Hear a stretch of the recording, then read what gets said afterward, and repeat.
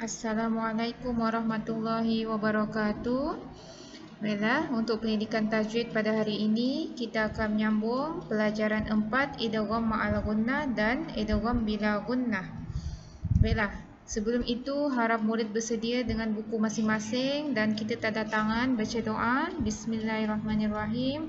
Allahumma aftah alaina hikmataka wa anshur alaina min khazaini rahmatika ya arhamar rahimin. Amin ya rabbal alamin. Baiklah, pada hari ini kita ulang semula. Kita ulang semula untuk pelajaran 4 iaitu bagaimana nak kenal idgham. Idgham, bagaimana nak kenal idgham sebagaimana yang telah Ustazah ajarkan, iaitu yang pertama sekali iaitu apabila tanwin berbaris di atas, tanwin berbaris 2 di bawah dan tanwin berbaris 2 di hadapan ataupun nun mati berjumpa atau bertemu dengan huruf-huruf idgham. Jadi di situlah kita perlu lihat bagaimana kita nak kenal dalam ayat Al-Quran.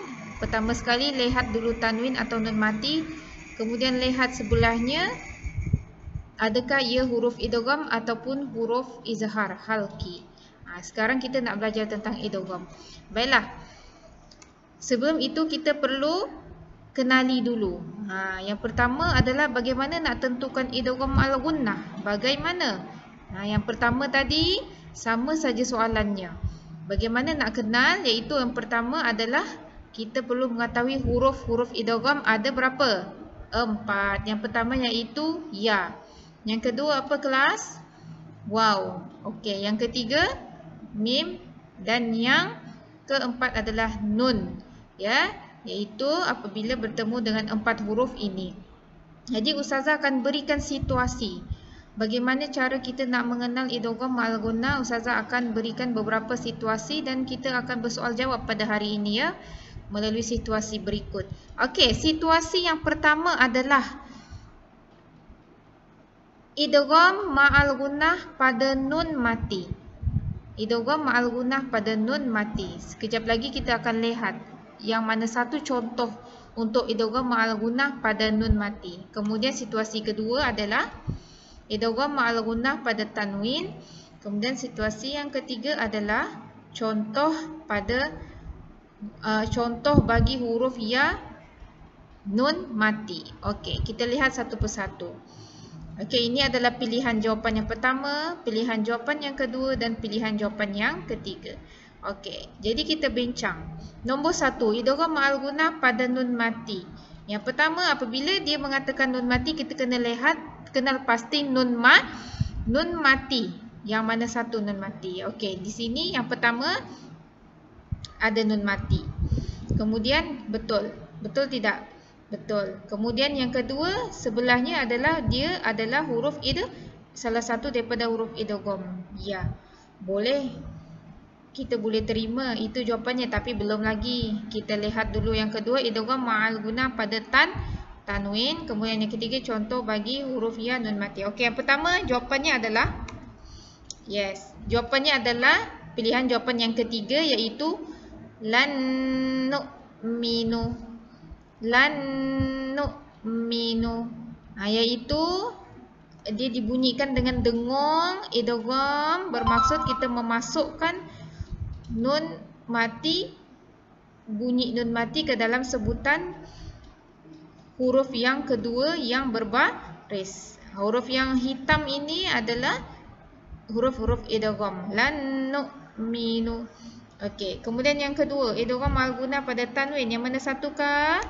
Okey, jawapannya adalah pada pilihan jawapan yang kedua, kerana kita lihat pertemuannya adalah pada huruf yang bertanda tanwin di sini.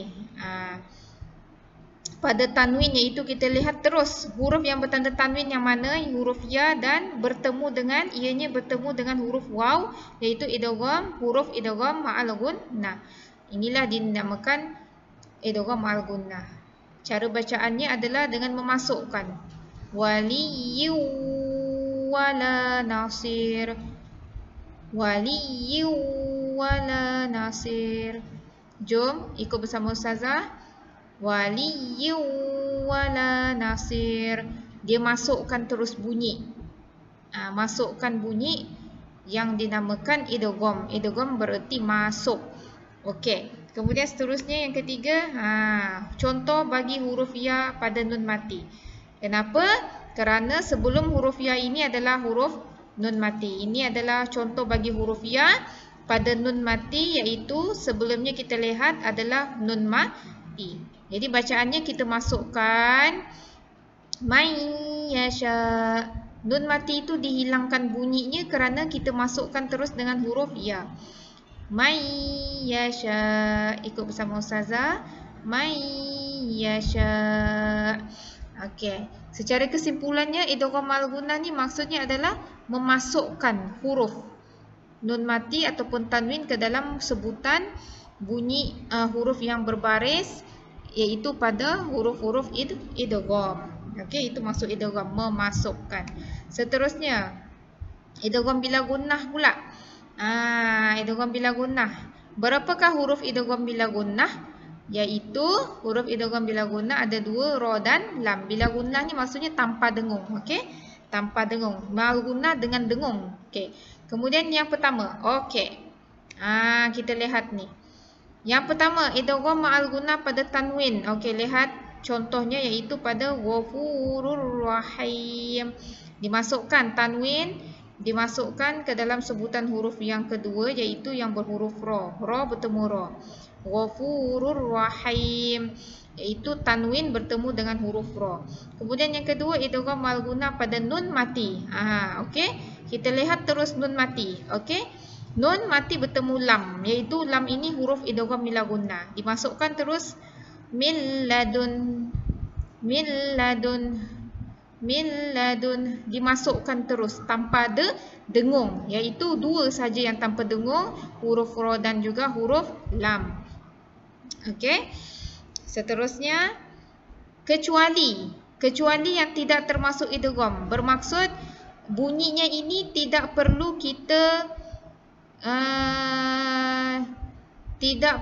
kita masukkan bunyi dia. Tidak perlu ada tidak perlu memasukkan bunyi, iaitu pada perkataan sinwan. Iaitu di sini terkecuali kerana bila nun mati bertemu waw, pada asalnya tadi bunyi sepatutnya memasukkan, tetapi untuk 4 perkataan ini saja terkecuali. 4 perkataan ini saja yang terkecuali daripada membaca dengan cara memasukkan. Ianya dibaca dengan nun mati ataupun tanwin itu dibaca dengan jelas. Contoh pertama sinwan, yang kedua kinwan, yang ketiga bunyan. Okey, pada huruf ya ni ada alif kecil ya. Ustazah terlupa letak. Okey, yang keempat ad-dunya.